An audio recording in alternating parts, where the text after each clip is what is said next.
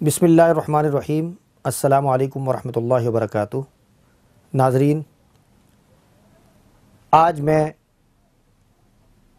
آپ حضرات کے سامنے جو اس سال حج پر تشریف لے گئے ہیں ان کے لیے ایک پیغام لے کر حاضر ہوا ہوں۔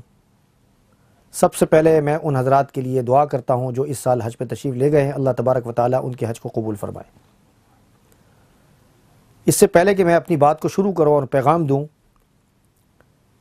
ایک اہم بات کی طرف توجہ مبذول کرانا چاہتا ہوں۔ وہ یہ ہے کہ ہر عبادت کے لیے دو چیزوں کا بنیادی طور پر ہونا ضروری ہے۔ جب تک یہ دو بنیادی چیزیں نہ ہوں گی اس وقت تک عبادت اللہ رب العزت کے ہاں پسندیدہ نہیں ہے۔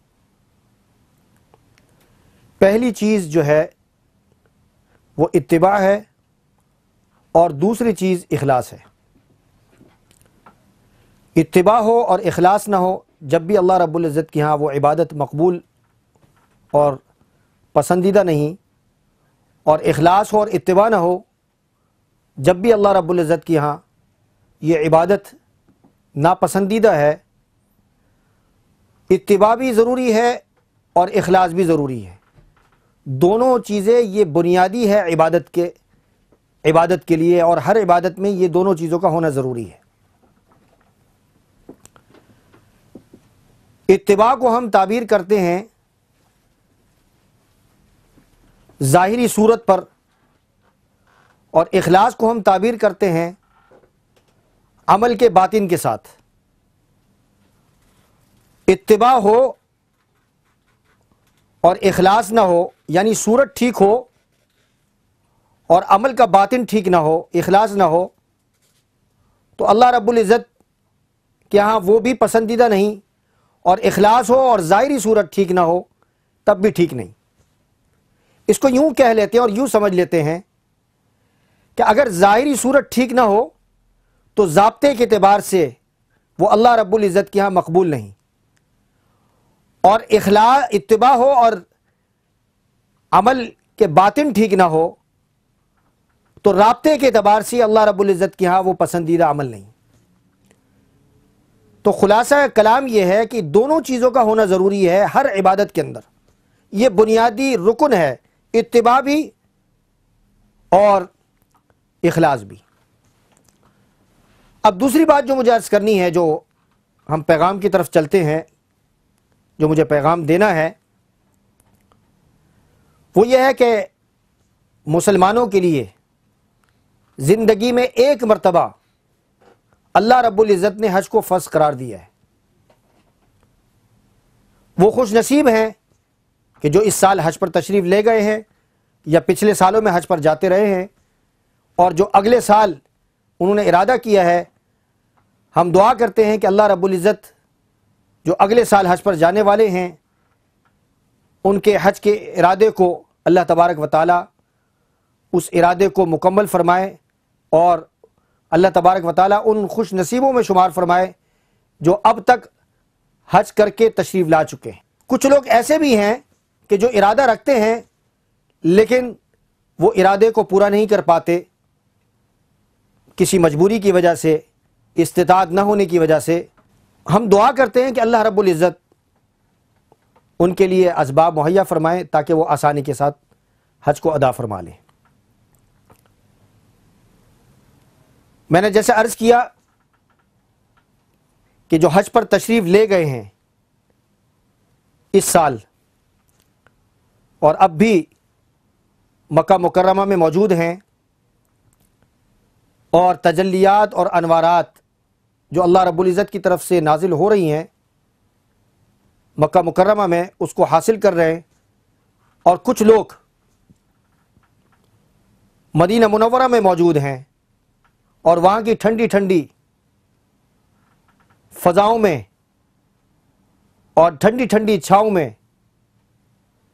لطف اندوز ہو رہے ہیں، اور کچھ وہ لوگ ہیں کہ جو بیت اللہ اور مدینہ منورہ سے اپنے گھروں کی طرف روانہ ہو چکے ہیں اور گھروں تک پہنچ چکے ہیں۔ خانہ کعبہ کا منظر اور مدینہ منورہ کی کیفیات دنیا کا کوئی کیمرہ اس کو ریکارڈ نہیں کر سکتا۔ وہ حاجی کی آنکھ ہوتی ہے یا دل کی کیفیت ہوتی ہے، آنکھ ہی وہاں کے منظر اور وہاں کی کیفیات کو محسوس کرتی ہوں گی، اس کو میں اپنے لفظوں میں بھی بیان نہیں کر سکتا، وہاں کی منظر کو اور وہاں کی کیفیات کو۔ کچھ کیفیات جو کہ روحانی ہوتی ہیں اور انوارات کی شکل میں ہوتی ہیں، جو کہ انسان کے دل میں اترتی ہیں۔ آج کی اس نشست میں اور جو پیغام میں دینا چاہتا ہوں وہ یہی ہے کہ وہ جو انوارات حاجی مکہ مکرمہ میں رہتے ہوئے، منی میں رہتے ہوئے، عرفات میں رہتے ہوئے، مزدلفہ کی رات میں، اور اسی طرح جمرات میں آتے اور جاتے ہوئے، اور پھر واپسی مکہ مکرمہ آنے کے بعد، اور پھر مکہ مکرمہ سے مدینہ منورہ کی طرف جانے والے حاجی جو حاصل کرتے ہیں جو انوارات اور برکات، واپس جانے کے بعد اپنے ملکوں میں میں ان سے گزارش کروں گا کہ ان انوارات کو، اس روحانیت کو باقی رکھنے کی کوشش فرمائیں۔ اب سوال یہ ہے کہ جو حاجی صاحبان اتنی مشقت اور اتنی دقت کرنے کے بعد حج پر تشریف لے جاتے ہیں، بعض دفعہ ایسا بھی ہوتا ہے کہ زندگی میں ان کا ایک ہی حج ہوتا ہے اور آخری حج ہوتا ہے، دوبارہ ان کو موقع نہیں ملتا، اور بعض وہ ہیں کہ جو ہر سال اللہ رب العزت ان کو توفیق عطا فرماتے ہیں اور طاقت ہوتی ہے۔ سوال ان لوگوں کے لیے ہے کہ لاکھوں روپے خرچ کر کے، ہزاروں پاؤنڈ خرچ کر کے حج کے لیے تشریف لے جاتے ہیں اور حج کا فریضہ ادا کر کے واپس تشریف لاتے ہیں، اور تشریف لانے کے بعد اسی طرح کی زندگی گزارتے ہیں جس طریقے سے حج سے پہلے کی زندگی۔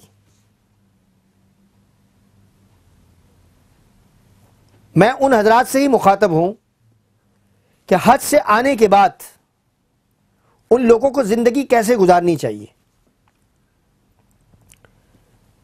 سب سے پہلی بات جو میں عرض کروں گا ان لوگوں کے لیے کہ جو حج پر سے تشریف لا چکے ہیں، میں ان لوگوں سے گزارش کروں گا کہ حج کے دوران جو ان کے معمولات رہے ہیں، یعنی نماز، 5 وقتہ نماز کی ادائیگی میں پابندی کرنا، طواف کرنا، وضو میں رہنا، تلاوت کرنا اور دعائیں کرنا، اور لوگوں کے ساتھ ایثار اور جذبے کے ساتھ پیش آنا، قربانی پیش کرنا، اللہ کے سامنے گریہ زاری کرنا، اور لوگوں کے ساتھ محبت اور پیار کے ساتھ پیش آنا، اتحاد کا مظاہرہ کرنا، یہ اخوت کا مظاہرہ کرنا، یہ ساری چیزیں وہ معمولات میں، ان معمولات کو واپسی پر بھی جاری رکھیں۔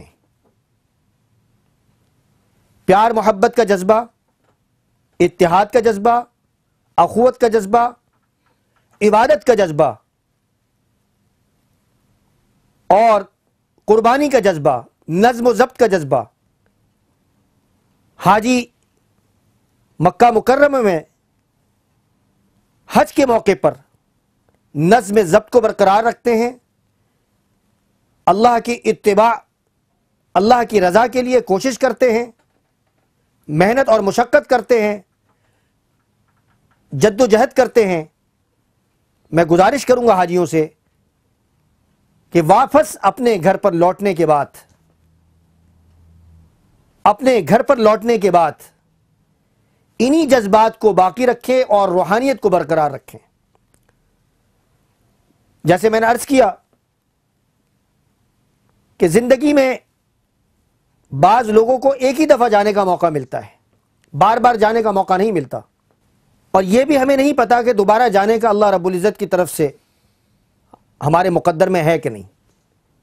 لہذا میں حاجیوں سے گزارش کروں گا کہ جو حضرات حج سے تشریف لائے ہیں، اپنے معمولات جو حج پر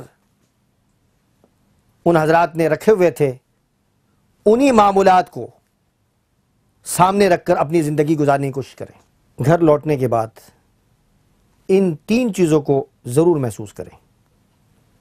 اگر وہ یہ 3 چیزوں کو محسوس کرتے ہیں تو یہ سمجھ لیں کہ ان کا حج مقبول و منظور ہے۔ پہلی چیز عمل کا شوق، دوسری چیز فکر آخرت، اور تیسری چیز دنیا سے بے رغبتی۔ اور اگر یہ کسی حاجی میں 3 چیزیں پائی جاتی ہیں تو وہ سمجھ لیں کہ اللہ رب العزت نے ان کے حج کو قبول کر لیا ہے۔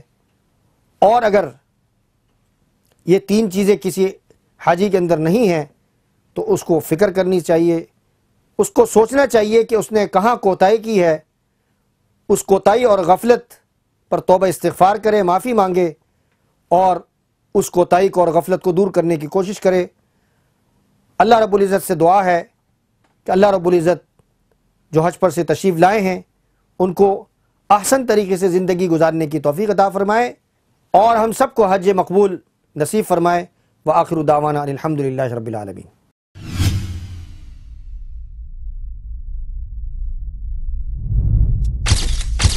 Message TV. This is your channel. This is your channel.